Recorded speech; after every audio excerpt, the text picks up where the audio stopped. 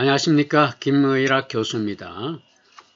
오늘 여러분들과 함께 나눌 말씀은 믿음은 반드시 삶으로 나타난다는 논제가 되겠습니다. 믿음은 반드시 삶으로 나타난다, 삶으로 증명이 된다는 그런 말씀을 가지고 여러분들과 함께 말씀을 상고하는 시간을 가져보겠습니다.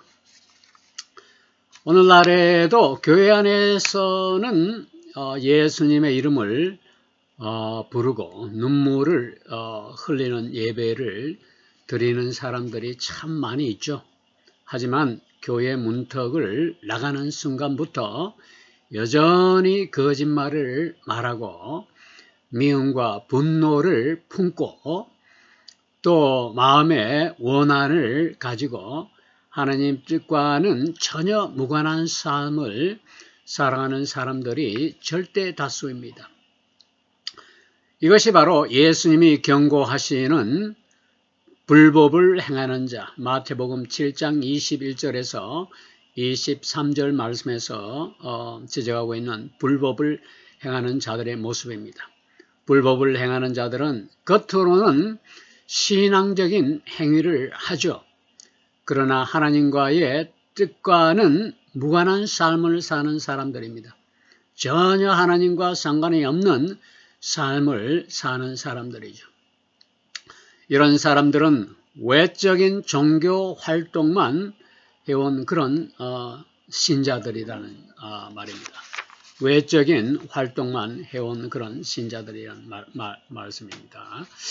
자, 오늘 이 시간에 하나님의 말씀 앞에 선 우리 모두가 우리 모두의 마음을 열고 말씀을 통해서 주님의 뜻을 깨닫는 시간이 되었으면 하는 바람을 가져봅니다.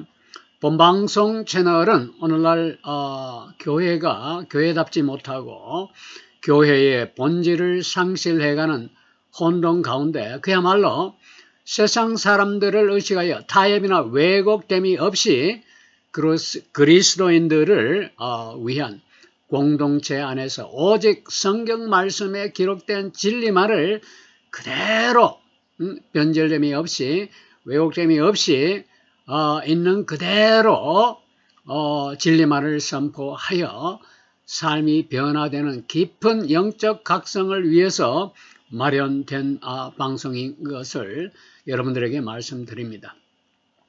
김의락 교수의 깊고 심오한 영적 각성을 위한 복음 사역에 여러분들이 다 함께 동참하여 하나님이 귀하게 여기시는 복음의 동력자로 함께 하시기를 바라는 마음입니다.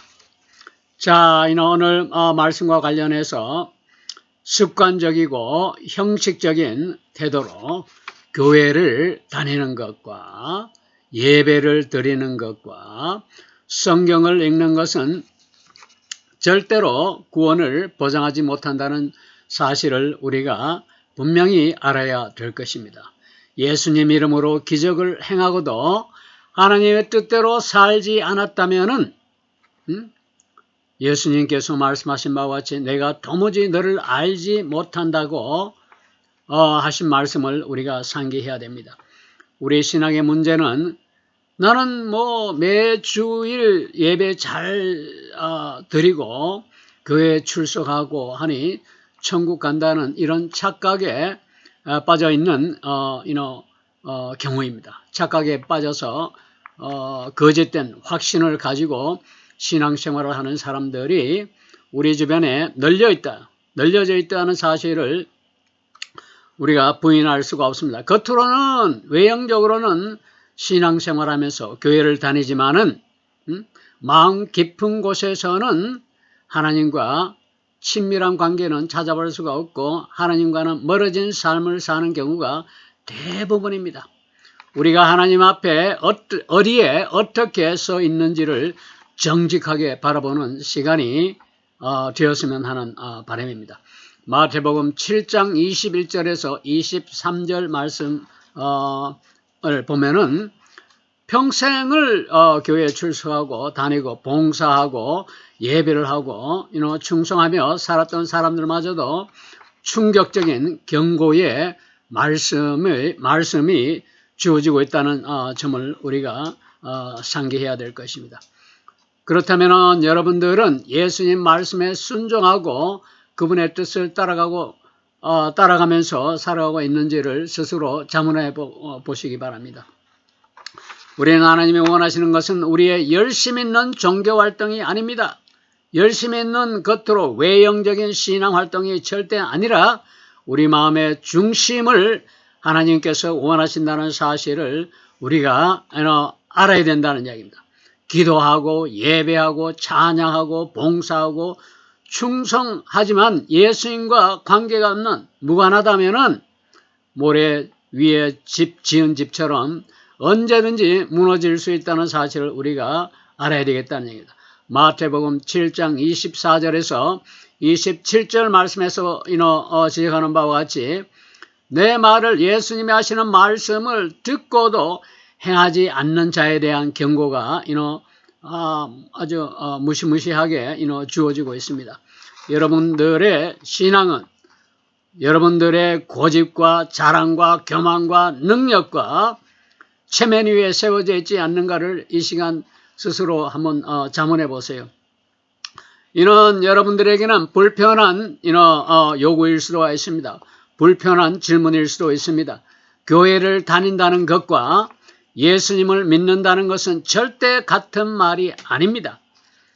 교회를 다니는 것과 예수님을 믿는다는 것은 전혀 상관이 없는 그런 수사적인 그런 말일 뿐입니다. 누군가를 안다는 것은 누군가에 대한 정보를 아는 것입니다. 실제로 그를 안다는 것은 직접적인 관계가 있느냐 없느냐의 문제입니다. 아버지 예수 그리스도를 귀신들도 너무너무 잘 알고 있죠.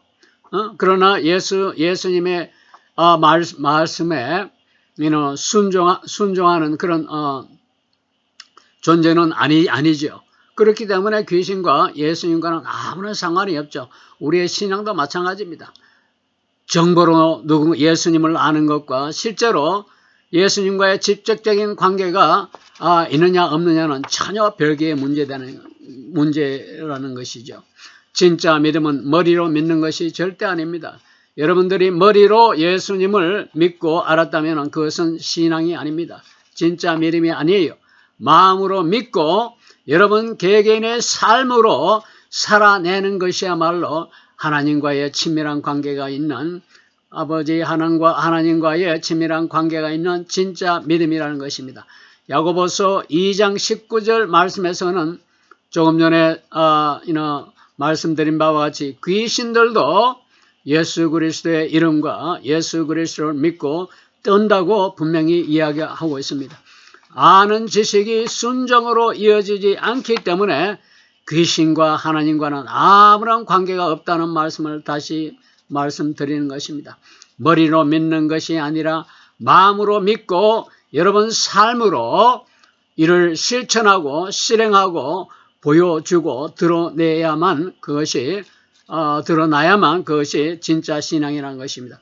고백한 내용을 삶으로 살아내는 그런 모습이 없다면 그것은 가짜 믿음이고 진짜 믿음과는 아무런 상관이 없습니다. 입술로는 믿는다고 하지만은 예수 그리스도를 믿고 순종하고 따른다고 하지만은 행동으로는 전혀 믿음이 보이지 않는 모습이 오늘날 우리 주변에 얼마나 많이 있습니까? 교회 다니는 교인들의 절대 다수는 이런 형태의 신앙생활을 하고 있다는 겁니다. 입술로는 믿는다고 아주 사방에 다니면서 이야기를 합니다. 그러나 행동으로는 전혀 그 믿음이 보이지 않는 것이 안타까운 현실이라는 이야기입니다. 진짜 믿음은 내 계획에 앞서 하나님의 뜻에 순종하는 믿음이어야 하는 것이고 내 감정이 아니라 하나님 말씀이 기준이 되어야 된다는 것입니다. 이것은 쉬운 일이 절대 아니죠. 왜 그렇습니까? 본능적으로 우리 인간은 내가 주인인 삶을 살고 싶어하고 내 삶의 주인이 내 자신이 되고 싶어 하는 그런 욕망과 탐심이 있기 때문입니다. 더 이상 단순히 교회만 다니는 신자가 아니라 예수님과 동행하는 제자로 거듭나야만 우리가 진짜 믿음을 가진 신자이다는 사실을 우리가 알아야 되겠다는 얘기입니다. 우리가 교회에 다니면서 착각하는 것은 교회에 다니면서 우리가 분명히 알고 깨달아야 할 것은 착각하는 믿음입니다. 그것이 바로 구원에 대한 확신입니다.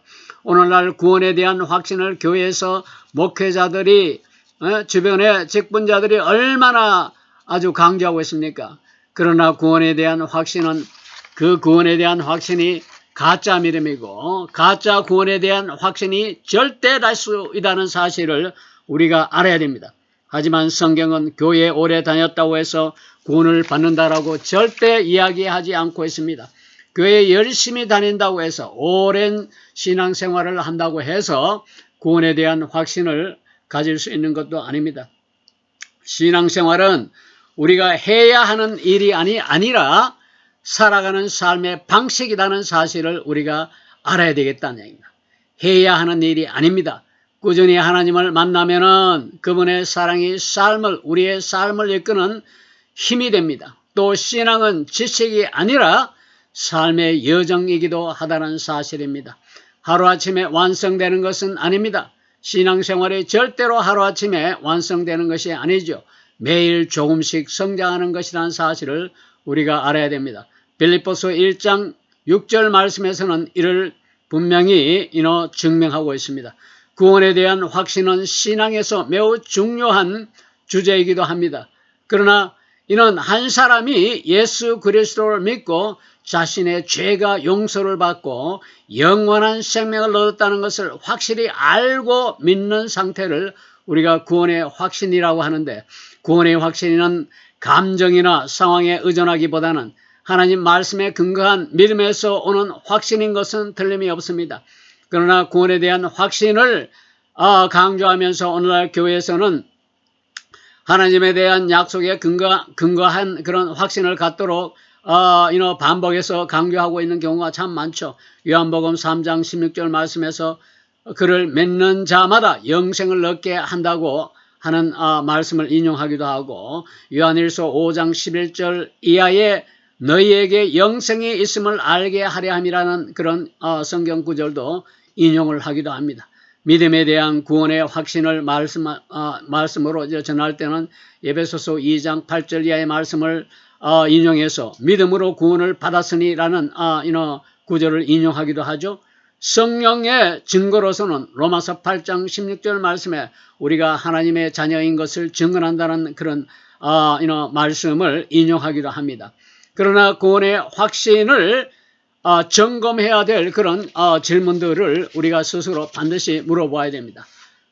두 개로 나누어서 우리가 질문해야 될 내용을 보면은, 믿음을 여러분들이 갖고 있는 믿음을 진단하기 위해서 예수님을 구주로 믿었는가라는 질문을 반드시 해봐야 됩니다. 죄를 자백하고 회개했는가라는 믿음을 진단하는 질문을 우리가 스스로 반드시 물어보아야 한다는 이야기입니다. 말씀을 믿고 순종하고 있는가, 성령의 인도를 받고 삶의 변화가 있는가라는 순종에 관한 질문도 우리가 반드시 해보아야 됩니다. 그러나 구원의 확신은 단순한 감정적 확신으로 갖고 있는 경우가 대부분의 현실이라는 사실을 지적하지 않을 수가 없습니다. 잘못된 구원의 확신은 감정적 확신에서 오는 그런 회개 없는 자기 위안에 머무는 것밖에 되지 않는다는 이야기입니다. 회개가 없는 자기 위안에 속아서 미혹되어서 구원에 대한 확신을 갖고 있는 경우가 신자들 경우의 대부분이 절대 다수가 여기에 속한다는 사실을 우리가 알아야 됩니다. 마음속으로 나는 천국에 간다, 나는 구원을 받았다라고 자신 있게 말한다고 해서 구원이 보장되는 것은 절대 아닙니다. 이는 마태복음 7장 21절 말씀을 통해서 우리가 하나님이 하늘에 계신 내 아버지 뜻대로 행하는 자라야 천국에 들어간다는 말씀을 통해서 우리가 알 수가 있습니다. 성경 말씀은 구원에 대한 확신과 구원을 받았는지 받지 않았는지에 대한 분명한 증거를 여러 곳에서 이를 증명하고 있습니다. 그 다음에 참된 구원의 확신이라는 것은 참된 믿음에서 온다는 사실을 우리가 알아야 됩니다. 구원의 확신은 우리가 꼭 기억해야 될 것은 회개와 믿음을 통해서만 구원의 실제가 이루어진다는 것을 우리가 알아야 된다는 얘기입니다. 회개와 믿음이 없는 구원의 확신은 가짜입니다. 거짓 구원에 대한 확신입니다. 전혀 하나님과 상관이 없습니다. 죄에서 돌아서는 마음과 예수 그리스도를 믿는 참된 믿음, 다시 말해서 전인격적인 신뢰의 결과로 구원의 확신이 주어진다면 그것은 믿을 만한 확신이 될 수 있지만은 회개와 믿음의 실제 위에 세워지지 않는 구원의 확신은 분명히 미혹의 영이 심어다 준 그런 가짜 믿음이라는 겁니다. 마태복음 4장 17절 말씀에서 보면은 회개하라 천국이 가까웠다고 말씀하고 있습니다. 사도행전 3장 19절 말씀해 보니까 회개하고 돌이켜 죄 없이 함을 받으라고 분명히 지적하고 있습니다. 그 다음에 열매로 우리는 구원을 받았는지 안 받았는지 구원의 진리를 알 수 있습니다. 야고보서 2장 17절 말씀해 보니까 행함이 없는 믿음은 죽은 것이라고 했습니다. 진짜 믿음은 반드시 삶의 열매로 드러나야만 하고 진짜 믿음을 갖고 진짜 구원을 얻어서 진짜 구원의 확신을 갖고 있는 사람은 그 사람의 삶의 열매가 반드시 이를 뒷받침하고 있다는 사실을 우리가 알아야 됩니다. 완벽한 상태를 요구하지는 않습니다. 하나님께서 우리 인간이 완벽하지 않다는 사실을 알고 있기 때문에 우리에게 완벽함을 요구하지는 않습니다. 믿음의 방향과 그 중심이 하나님께 향해져 있는지를 우리가 스스로 점검해야 된다는 사실입니다. 하나님 주일 한 번이 아니라 매일 우리 삶 전체를 다스리기를 원하고 우리 삶 전체가 예배가 되기를 원하는 것입니다. 삶으로 살아내는 믿음은 월요일에서부터 토요일까지 삶이 예수님을 닮아가는 신앙, 예수님이 중심이 되는 그런 생활이 되어야 된다는 점을 말하는 것입니다. 여러분들은 진짜 회개를 했습니까? 구원의 조건은 회개와 믿음이라는 사실을 절대 잊어서는 안 됩니다. 마가복음 1장 15절 말씀에서 보면은 예수님이 공생애를 시작하시면서 하시는 말씀이 회개하고 복음을 믿으라고 분명히 지적하고 있습니다. 히브리서 5장에서는 죽은 행실을 회개하라고 지적하고 있습니다. 이사야 55장 말씀에서 보면 불의한 자는 생각을 버리고 여호와께로 나오라고 지적하고 있습니다. 생각이 바뀌어지면 가치관이 변합니다. 생각이 변합니다. 말이 변합니다. 태도가 변합니다. 삶이 변합니다. 에스겔서 33장 11절 말씀이나 스가랴 1장 4절 말씀해 보면 악한 행실에서 돌아오라고 분명히 말씀하고 있습니다. 누가복음 13장 3절 이하 말씀에서도 똑같은 취지의 말씀을 전하고 있습니다. 진짜 회개는 반드시 열매를 동반하게 되고 삶이 변하게 되고 생각이 변하게 된다는 사실을 우리가 잊어서는 안 됩니다. 진짜 회개를 하면은 여러분 주변에 있는 가족이 먼저 정말 회개한 것인지를 금방 알아봅니다. 삶을 통해서 정말 회개한 모습을 가족들이 알아본다는 이야기입니다. 성경 말씀에 보면 참된 회개를 한 그런 모델을 여러 군데서 우리가 확인할 수가 있죠. 과거에 음란한 죄를 버린 사마리아 여인을 생각해 보세요. 어두운 과거와 결발하고 재산을 모두 정리해서 물질을 내려놓은 삭개오를 생각해 보세요.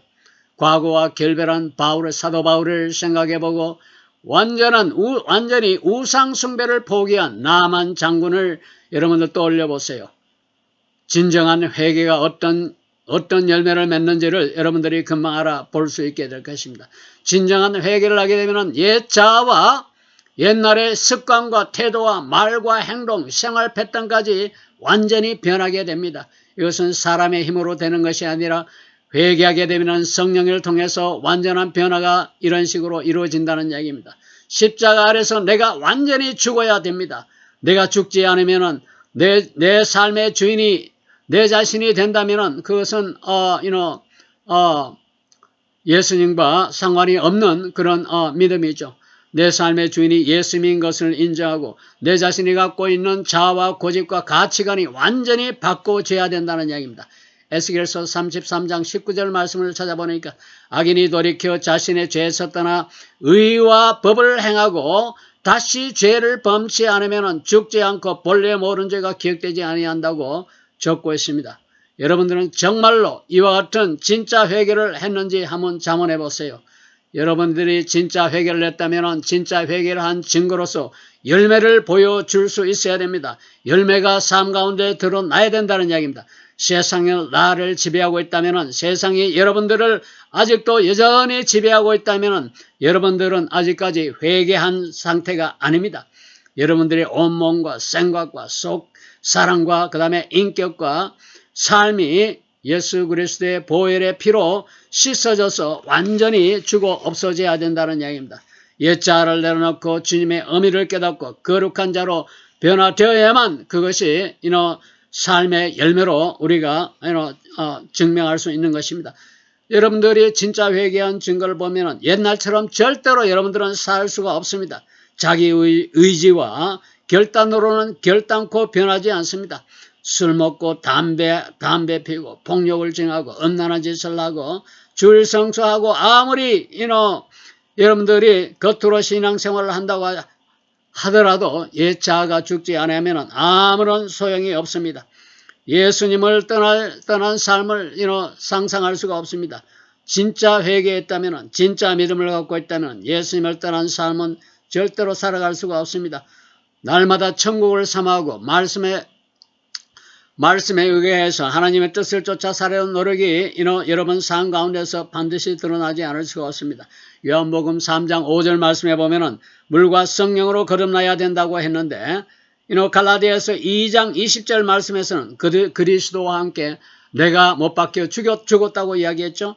베드로전서 1장 10절 말씀에 보면 망령된 행실을 회개하라는 그런 말씀이 있습니다. 이와 같이 여러분들이 진짜 회개했다면 진짜 회개한 증거가 삶 가운데서 반드시 나타나게 된다는 이야기입니다. 여러분들 로마서 1장 이하에 보면은 1장 1절에서 6절 이하에 보면은 믿어 순종케 하나니라는 말씀이 나와 있습니다. 오늘날 한 번 구원은 영원한 구원이라고 잘못된 교리가 마틴 루터의 이신칭이라는 교리가 교회 안에 만연되어 있습니다. 특히 장로교 안에서 이런 잘못된 미혹이 만연되어 뿌리를 내리고 있는데 여기에 이 미혹에 속아 넘어가는 교인들이 너무나 많습니다. 아버지 하나님에 대한 믿음으로 구원을 잃어버리지 않는다는 루터의 소위 말하는 이신칭이를 잘못 목회자들이 잘못 전달하고 또 잘못 전달된 그런 말씀을 성도들이 진리로 받아들여서 실제로 진짜 믿음과 하나님과 상관이 없는 그런 믿음으로 신앙생활을 해서 구원에 대한 확신은커녕 평생을 신앙생활을 하고도 지옥에 가는 사람들이 수없이 많다는 사실이 안타깝게 이럴 데 없습니다. 루터가 말하는 이신칭의는 그야말로 믿음으로 의롭다함을 받는다는 그런 거짓된 복음인데 이신칭이라는 말은 이라는 이야기는 무엇으로라는 영어로는 by에 해당됩니다. by 무엇으로 이런 의미고 이 신일 때 신은 faith 믿음을 말하는 것이죠. 칭이라는 것은 영어로는 declare의 의미입니다. 부르다는 의미죠. 이라는 것은 righteousness라고 해서 의로움을 말하는 것인데 이 신칭의는 그야말로 루터가 믿음으로 의롭다함을 받는다라는 그런 주장을 이야기했죠. 마틴 루터는 종교개혁의 핵심 교리로서 이신칭의를 주장했습니다. 다시 말해서 교회의 흥망이 달린 교리라고 이신칭의를 아주 극찬하고 내세웠죠. 하나님이 예수 그리스도를 믿기만 하면은 믿는 자에게는 의롭다함, 죄 없다라고 하는 그런 선포를 해주신다라고 루터는 미혹되어서 이렇게 강조하고 있습니다. 이것은 루터의 교리가 얼마나 잘못되었는지를 우리가 알게 되면은 우리의 믿음 생활이 얼마나 지금까지 루터에 기반한 믿음 생활을 통해서 헛된 믿음 생활을 해왔는지를 우리가 깨닫게 된다는 이야기입니다. 모든 기준은 예수님과 성경이어야 됩니다. 루터의 이신칭의만 믿고 신앙생활했다는 여러분들의 영혼이 극히 위험에 처해져서 절대로 신앙생활을 제대로 할 수 없게 된다는 사실을 분명히 알아야 됩니다. 모든 설교는 교회 안에서 이루어지는 모든 설교는 사도 바울의 글에 의해서 분별되어야 되고 성경 말씀에 근거해서 분별되어야 된다는 점을 여러분들이 반드시 알아야 됩니다. 루터는 성경을 착각해서 비성경적으로 교리를 황당하게 미혹시켜 주장하는 경우가 너무나 많이 있습니다. 루터의 성경 교리는 성경 가르침은 분명히 잘못되었다는 사실을 우리가 알아야 됩니다. 이런 산상수훈 1권, 2권을 통해서 우리가 분명히 깨닫고 분별해야 된다는 이야기입니다. 로마서 2장 전체는 회개를 강조하고 있습니다. 오직 믿음은 성경에 나오는 오직 믿음, 우리 한국말로 된 그런 성경에는 오직 믿음으로 이렇게 나와 있는데 오직 믿음은 원어에는 오직이란 말이 없습니다. 원어에는 오직 믿음이 아니라 회개와 믿음으로 이렇게 나와 있지 오직 믿음이란 말은 헬라의 원어에서는 찾아볼 수 없어요. 모노게르스란 말이 헬라 원어에는 없습니다. 오직이란 말이 없어요. 이것이 우리 한국말로 된 성경이 잘못 번역이 되어서 이렇게 된 경우인데 우리 한국 성경을 보면은 잘못되어서 오역으로 된 것이 수백 군데입니다. 여러분들이 성경 말씀을 읽을 때는 분명히 미혹에 빠지지 말아야 되고 성경 말씀을 분별해서 읽는 지혜를 여러분들이 갖도록 기도하고 주의를 하지 않으면 안 된다는 이야기입니다. 오직 믿음이란 말은 성경 어디에서도 없습니다. 원어에서는 찾아볼 수가 없어요. 헬라의 원어에서도 오직이란 말은 없습니다. 영어에서도 영어 성경에도 여러분들이 한번 찾아보세요. 오직이란 말이 있는지 없어요. on이라는 말이 없습니다. 한국 성경에서만 이렇게 오역이 되어서 오직이란 말이 들어있어요. 반드시 구원의 기준은 회개와 믿음이지 오직 믿음이 아닙니다. 루터의 오직 믿음은 분명히 잘못되었다는 사실을 여러분들이 분명히 알아야 됩니다. 한 번 구원은 영원한 구원이 아닙니다. 여러분들이 이걸 잘 깨닫고 분별해서 믿음 생활을 해야 될 것입니다. 로마서 4장과 5장에서 보면은 이신칭에 관한 말씀이 나오는데 믿음으로 의롭다함을 받는다라고 바울이 이야기하고 있습니다. 여기서 믿음이라는 것은 아브라함이 창세기 15장에 보면은 아브라함이 믿음으로 이삭을 바치는 그런 행동을 했죠. 루터는 바울의 이신칭의를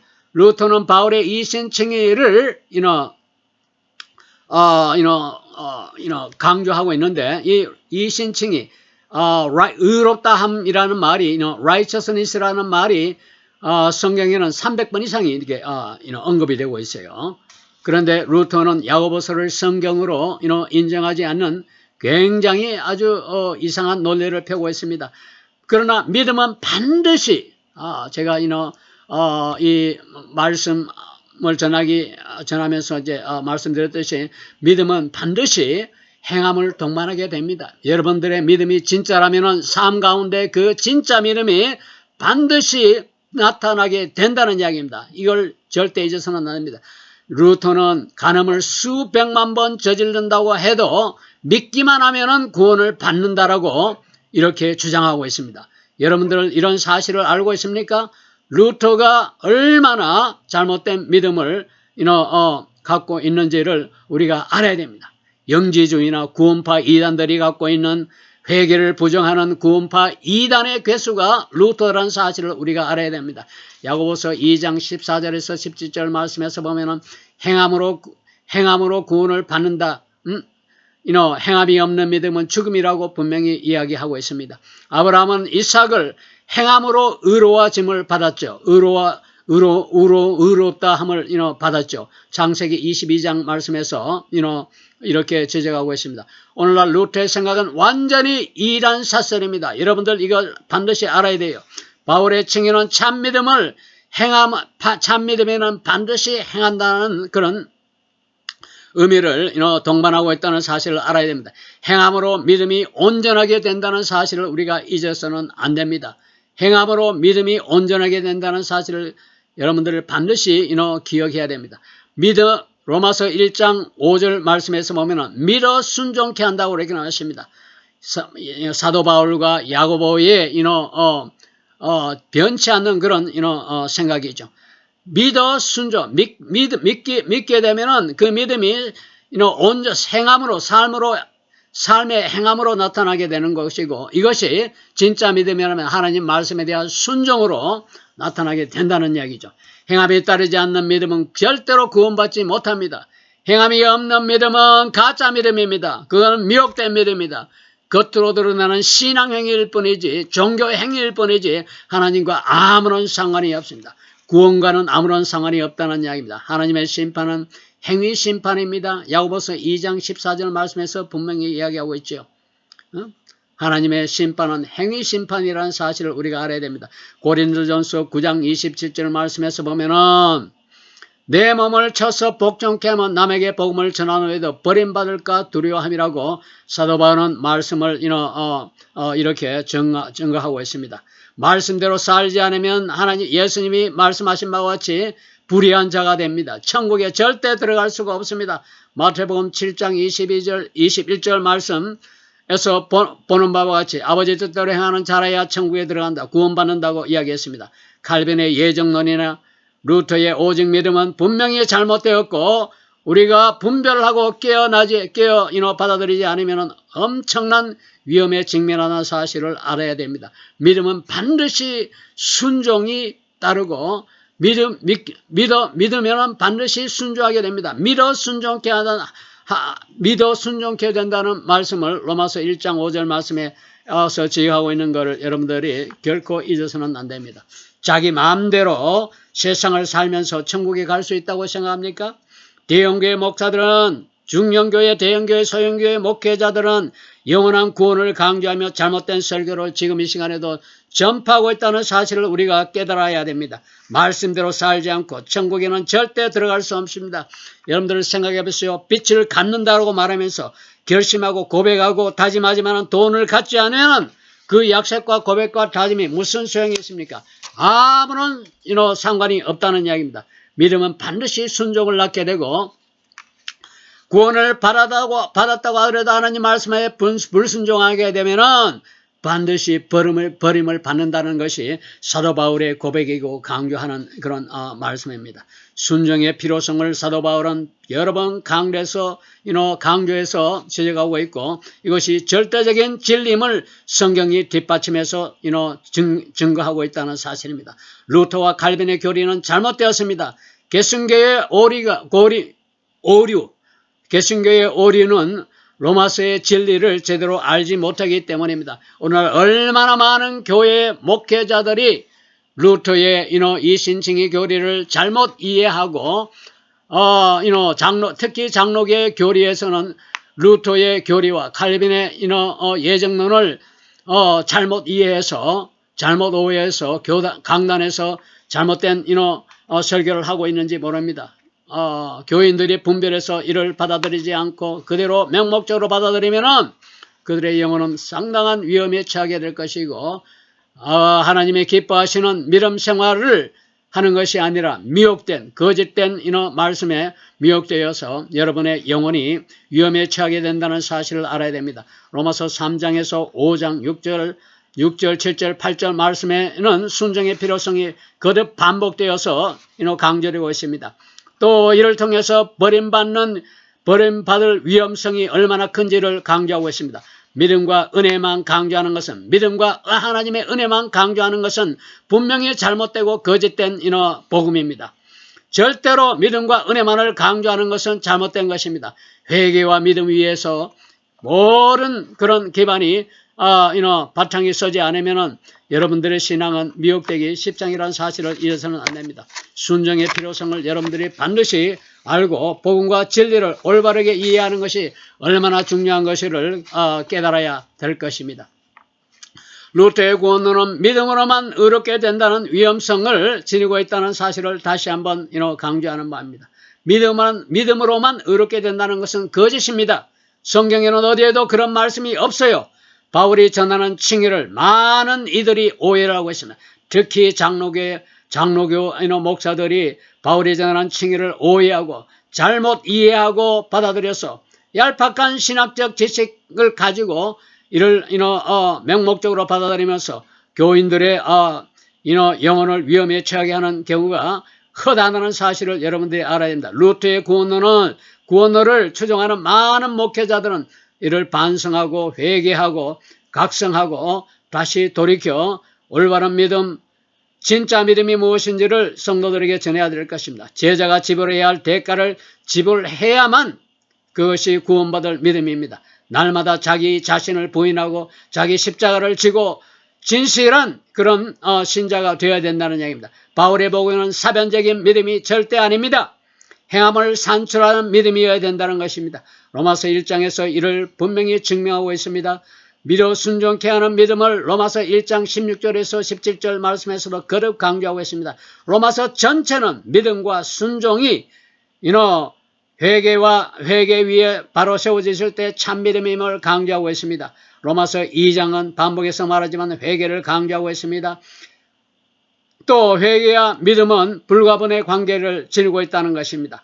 회개와 믿음은 따로 떼어져서 분리되어져서 이해되어질 수가 없습니다.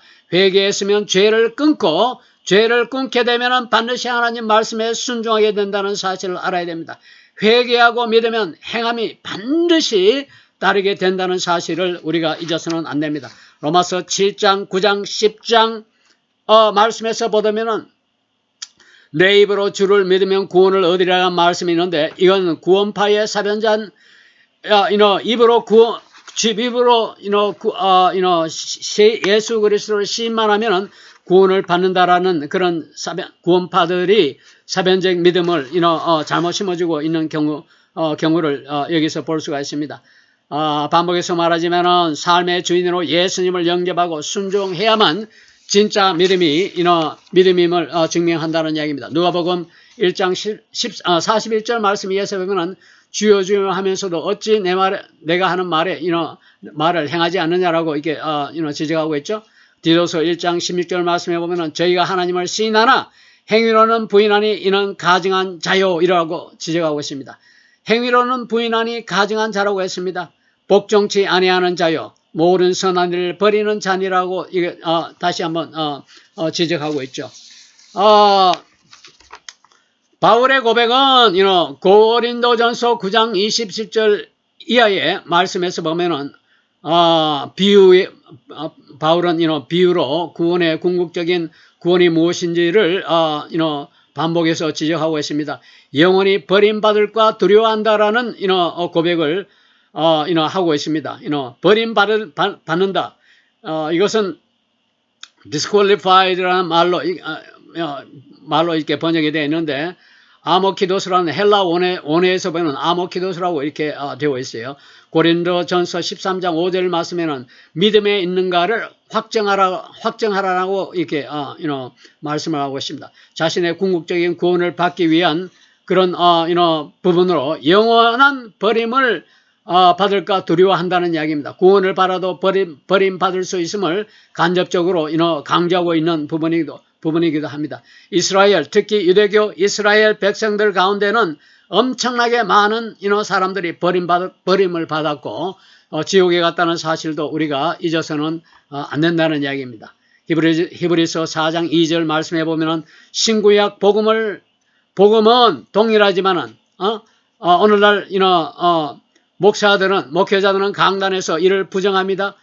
부정하고 있는 경우가 엄청나게 많습니다. 구약의 옛 언약 하에서는 버림을 받았으나 사울왕이 버림받았던 것처럼 신약의 새 언약 하에서는 절대로 버림받을 수 없다라고 잘못된 복음을 전하는 강단에서 선포하는 목사들이 얼마나 우리 주변에 많은지를 여러분들이 분별해야 된다는 이야기입니다. 말씀에 순종하지 않으면 신구약 모두 버림받는 것은 너무나 명약관한 사실임을 우리가 깨달아야 됩니다.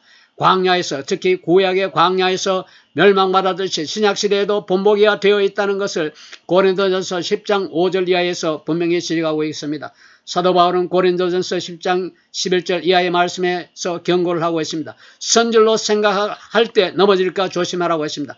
바울은 버림받는 것을 두려워했고 이를 경고하고 있다는 말씀입니다. 마태복음 24장 13절 말씀에 보면 예수님이 하신 말씀입니다. 끝까지 견디는 자는 구원을 얻는 자라고 이렇게 이야기하고 있습니다. 항상 깨어있으라고 예수님이 말씀하셨죠. 경고하셨습니다. 끝까지 의로운 삶을 살아야 된다고 강조하고 있습니다. 장로교의 견인교리는 분명히 잘못된 것입니다. 장로교의 견인교리는 분명히 잘못되었습니다. 굉장히 위험한 교리입니다. 한 번 구원받은 사람은 끝까지 구원을 잃지 않는다는 것이 장로교의 견인교리입니다. 요한복음 10장 28절 말씀에 내 손에 빼앗을 자가 없다는 말씀을 이 구절만을 인용해서 한 번 구원받으면 영원히 구원받는다라는 거짓된 복음을 전하고 있는 것이 장로교의 견인교리입니다. 말씀대로 살지 않아도 천국 간다는 말은 절대로 잘못된 것이고 이거는 사탄이 심어준 거짓 복음입니다. 의인은 계속 믿음 아래에 거해야 되고 죄 가운데 살아서도 하나님이 억지로라도 데리고 간다는 억지 논리를 절대로 받아들여서는 안 됩니다. 오늘날 목회자들이 구원은 따놓은 구원은 따놓은 것이라고 이렇게 거짓 복음을 전하고 있는데 절대로 여러분들 이걸 믿어서는 안 됩니다. 반복하지만은 히브리서 12장 4절 말씀에서는 죄와 피 흘리기까지 싸우라고 이야기하고 있습니다. 마가복음 9장 43절 이하의 말씀을 보면은 손이 죄를 범하면은 잘라버리고 발이 범죄 행위를 보면은 발도 잘라버리라고 이렇게 한 말씀이 나와 있죠.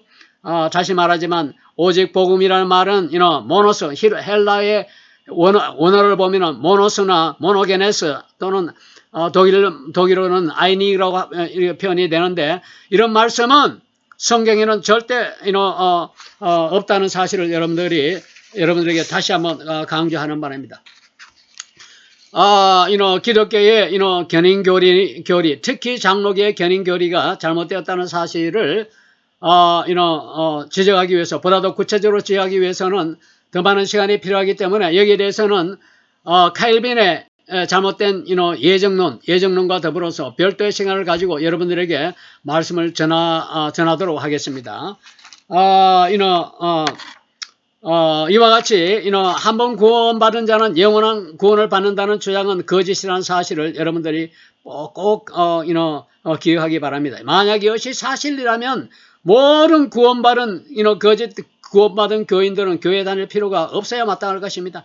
칼빈은 우리의 현재, 과거, 미래의 죄까지도 모두 용서했다고 주장합니다. 또 신자의 의지와 상관없이 죽고 나서 모두 천국으로 간다고 엄청난 사탄의 해와 같은 그런 거짓 복음을 주장하고 있습니다. 디모데후서 4장에서 등장하는 데마나, 사도행전 5장에서 등장하는 아나니아와 삽비라가 최후의 순간에 천국으로 갔다고 주장하는 것은 아닙니까? 그런 주장이 아닙니까? 갈라디아서 5장 21절 말씀에 보면은 잘못된 유대교에 미혹되지 말라고 경고하고 있고, 로마서 8장 12절 말씀에서 보면은 너희가 육신대로 살면 반드시 죽을 것이되 이렇게 지적하고 있습니다. 영원한 구원이 아니다는 사실을 우리가 반드시 알아야 된다는 이야기입니다. 오늘 이 말씀이 여러분의 삶의 뿌리를 내리고 열매를 맺고 듣기만 하지 말고 삶에 실천하며 주님의 뜻을 따라 실천하며 살아갈 수 있는 은혜가 되기를 축원합니다. 성령의 위로와 권면은 언제나 누군가에 흘러가야만 완성이 되는 것입니다. 성령님은 한 곳에 머물지 않고 여러분을 통해 누군가를 변화시키기를 원하십니다. 또 성령을 받은 사람은 자기만을 위해서 신앙생활을 절대 하지 않는다는 사실도 여러분들이 이미 알고 있는 사실입니다. 히브리서 10장 24절 말씀에서 보면은 서로를 살펴 사랑과 선한 일을 격려하라고 합니다. 여러분이 해줄 수 있는 작은 위로와 격려의 마음으로 힘을 더해줄 때 누군가를 위한 위안의 위로의 통로가 된다는 사실입니다. 오늘 전해드린 말씀이 여러분의 삶의 뿌리를 내리고 아름다운 열매를 맺게 하시고 듣기만 하지 말고 주님의 뜻을 따라 삶에 실천하며 살게 되기를 축원하는 바입니다. 오늘 말씀으로 깨닫는 데 도움이 되었다면 좋아요와 구독을 눌러주시고 궁금한 점이나 기도 제목이 계시면 댓글로 남겨주세요. 좋아요와 구독은 여러분들이 김일학 교수와 함께 타협 없이 선포되는 복음 전파에 동참하는 주인공이 되는 것이고 하나님이 귀하게 보신다는 것도 잊지 마시기 바랍니다. 오늘 말씀은 여기서 맺도록 하겠습니다.